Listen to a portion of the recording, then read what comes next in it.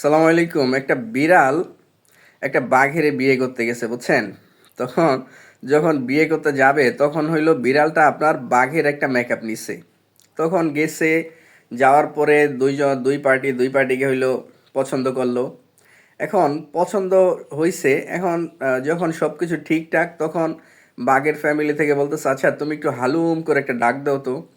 এখন হালুম করে তো বিড়াল আর ডাক দিতে পারবে না, বিড়াল ডাক দিছে হালুম করে, এখন বের হইছে ম্যাও ম্যাও, ঠিক আছে?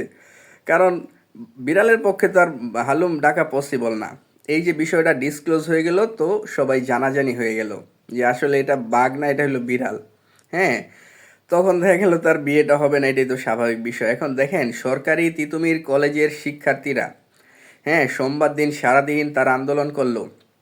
পাবলিক ট্রান্সপোর্টে হইলো তারা হচ্ছে আপনার বিভিন্ন জিনিস, হ্যাঁ, তারা বিভিন্ন ভাঙচুর করছে, ইভেন তারা ইট পাক্কেল নিক্ষেপ করছে। এটা আসলে খুবই, কি বলবো, মানে খুবই অনাকাঙ্ক্ষিত একটা বিষয়। অনেক মানুষ হতাহত হয়েছে। দেখেন, আপনারা আপনারা বাংলাদেশে যেই এখন যেই 7 কলেজ, এর মধ্যে সরকারি Titumir college, Dhaka college, Eden মহিলা কলেজ, বদরুন্নেসা, হ্যাঁ, কবি নজরুল, অনেকেই আছে।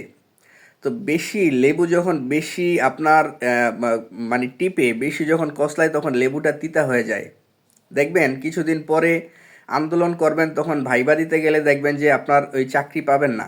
বিভিন্ন জায়গায় নিজেদের এভাবে ছোট করা ঠিক না। ন্যাশনাল বিশ্ববিদ্যালয় থেকে অ্যাভেইলেবল এখন চাকরি পাচ্ছে অনেক বিসিএস, তারা ভালো ভালো ক্যাডার, হ্যাঁ, ক্যাডার হচ্ছে। তো বিষয়টা হলো যে ইনস্টিটিউশন, প্রতিষ্ঠান আপনাকে আলাদা করে তেমন কিছু দেয় না, যেটা আপনার নিজেরই অর্জন করতে হয়।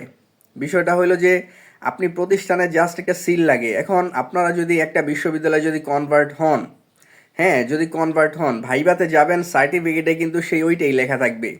তিতুমির বাদ দিয়ে এখন আন্দোলন শুরু করছে যে বারাসাত আন্দোলন, মঙ্গলবার থেকে। মানে হইল তিতুমির ব্রিটিশ বিরোধী প্রথম যেই সফল আন্দোলন করছিল, বারাসাত বিদ্রোহ যেটা ছিল নারকেলবাড়িয়ায়, হ্যাঁ, বাঁশের কেল্লার, সেটার নামে আপনারা নাম দিছেন, কিন্তু আসলে কি বিষয়টা যৌক্তিক? যে ক্লাস বর্জন, পরীক্ষা বর্জন, সকল কিছু বর্জন করে দিছেন। যদি প্রপার যদি আপনাদের দাবি দেওয়া থাকে, সরকারের সাথে কথা বলেন, সরকারের প্রতিনিধি আছে, উপদেষ্টা আছে, তাদের সাথে কথা বলেন। পাবলিককে হেনস্থা করার কি দরকার?